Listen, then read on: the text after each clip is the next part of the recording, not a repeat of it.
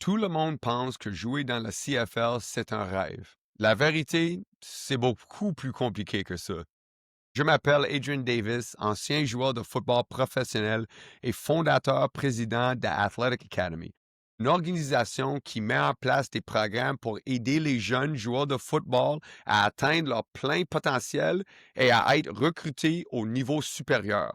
Aujourd'hui, je veux partager avec vous mon parcours de football, du civil au cégep à l'NCAA et finalement jusqu'au pro, ainsi que les leçons les plus importantes que j'ai apprises à chaque étape.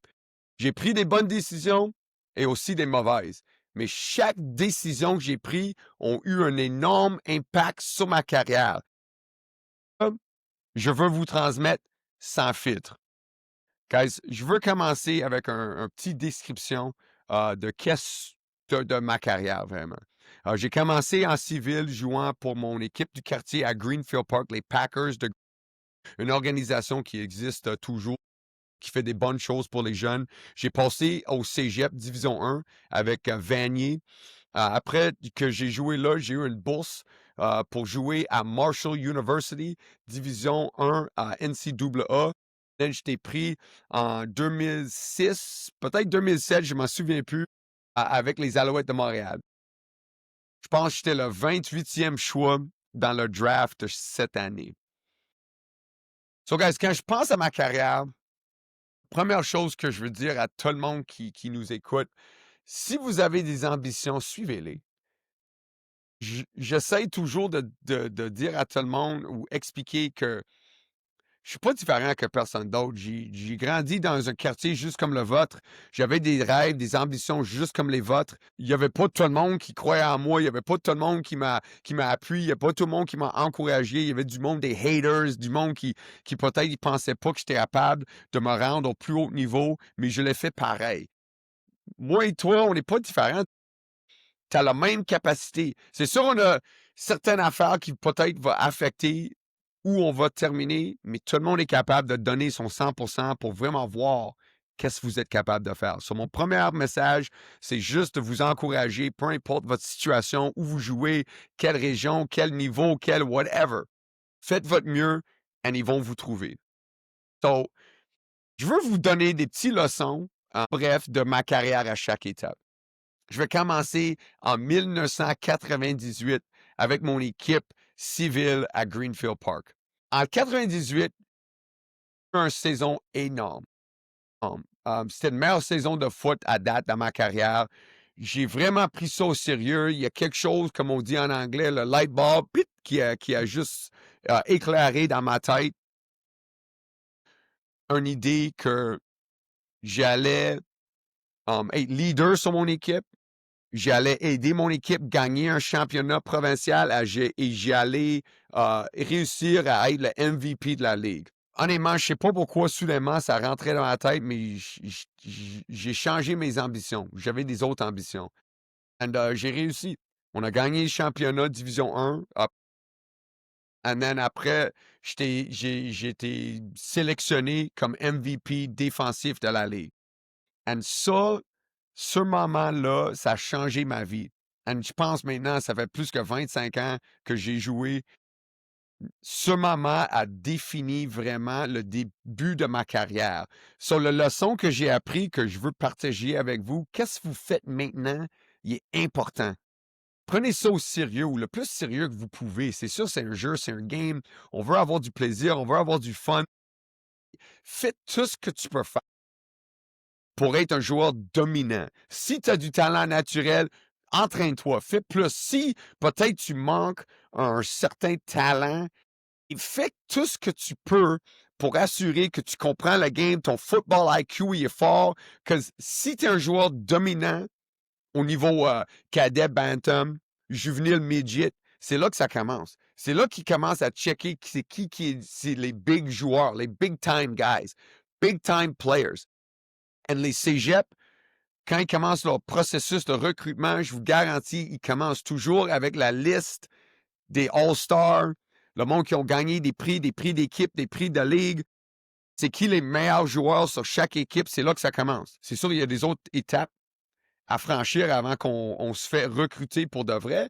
Mais ça commence là. Si tu es un top 5 dans les meilleurs plaqueurs de la ligue ou receveur ou verge au sol, peu importe, prenez avantage.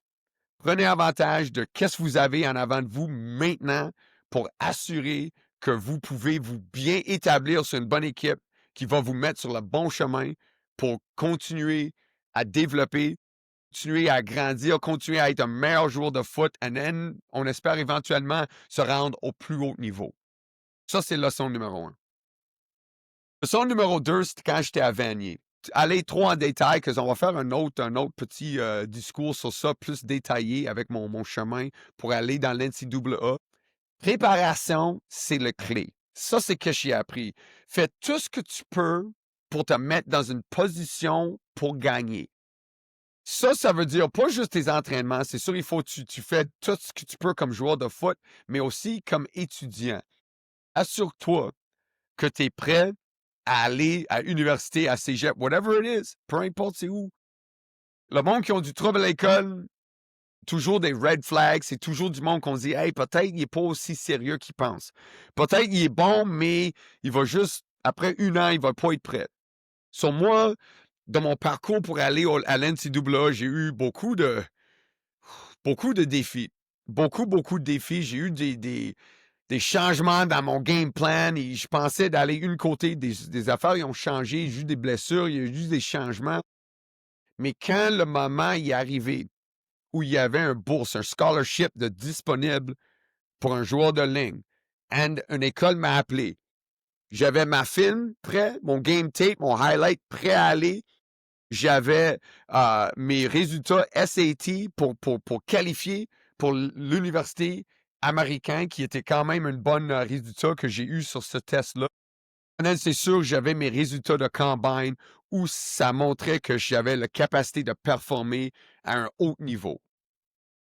Toutes ces affaires, ils étaient prêts quand, aux dernières minutes, quand je pensais qu'il n'y avait aucune chance, j'avais plus de chance de jouer dans l'NCAA.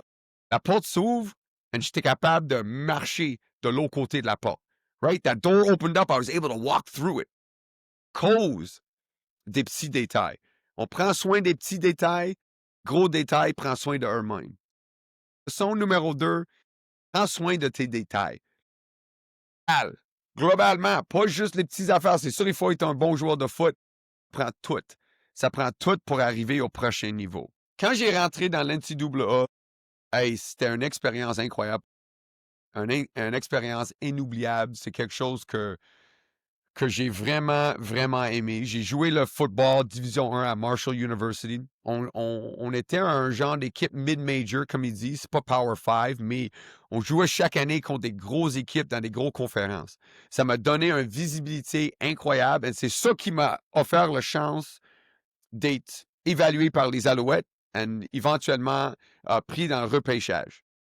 Mais la leçon qui est le plus important que j'ai appris, c'est de comprendre de où tu es présentement, l'équipe que tu joues pour, peu importe quel niveau. Si tu es un bon joueur, et quand j'ai sorti de Vanier, j'étais bon. J'étais un des meilleurs joueurs dans le pays. J'ai arrivé aux États-Unis, c'est comme j'ai descendu à la fin de la liste. J'étais plus ça. J'étais un recrue. J'étais un Canadien. Sur là, ils me prenaient moins au sérieux. Il y avait des gars de Kentucky, Mississippi, les gars de Floride avec toutes sortes de prix à leur nom. So, j'ai appris que où tu es maintenant, c'est important de performer le mieux possible. Pense pas trop de vous-même. Prenez pas un ego, soyez pas arrogant. Parce que là, quand tu arrives, on dit en anglais, big fish in a small pond. Hey, t'es le meilleur joueur où tu es. Mais quand tu sors de là, il y a des autres joueurs aussi talentueux, aussi ambitieux, les gars qui, ça fait des années, qui travaillent au maximum pour jouer au prochain niveau. Et quand tu arrives là, il faut que tu arrives prêt. Que c'est du compétition dès le première seconde que tu es là. Et si tu n'es pas prêt à augmenter ton performance, ça se peut que tu joues jamais. Ça se peut que tu te perds dans le mix. Et then il dit, hey, lui, il n'est pas vraiment sérieux. Et then les coachs, ils vont jamais changer leur opinion. Sur mon leçon qui était tellement important, c'est de dire, hey, quand tu arrives à ce niveau ou au prochain niveau, prépare-toi. Prépare-toi pour une compétition, prépare-toi pour être la meilleure version de toi-même comme athlète, comme étudiant, tout. Parce que si tu n'es pas complet, ça se peut qu'il te passe. Encore, on parlait d'un porte qui s'ouvre, ça se peut que la porte ne s'ouvre pas tellement. Ça se peut que tu n'as jamais vraiment une chance de performer. Vraiment que tu arrives intense, prêt à prouver que tu es de ce calibre. Il n'y a aucun doute. Now, ma dernière leçon, peut-être l'affaire la plus importante que tu peux appliquer à toute ta carrière. C'est juste à la fin de ma carrière, j'ai vraiment pris compte à cause que je me suis rendu tellement loin. Et la leçon la plus importante que j'ai appris, pro, la leçon que j'ai appris que football, c'est un business. Faut que tu prennes des décisions pour vous aider. Il faut que tu te mettes dans une meilleure position pour vous-même. Les coachs, gérants, même les coéquipiers, je veux pas te dire ça trop intense, mais ils s'en foutent. Ils s'en foutent de toi. Que si tu pars, il y a un autre gars qui arrive le jour après pour prendre ta place. Il y a 1000 joueurs de foot prêts à signer un contrat professionnel. Toi, tu es juste un autre chiffre. Et si tu ne mets pas du valeur avec des bonnes performances, avec une bonne attitude, avec une éthique de travail, avec toutes ces affaires que tu peux contrôler.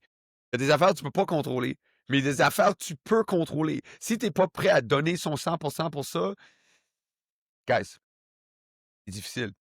Et c'est un business. Ils vont faire des décisions de business.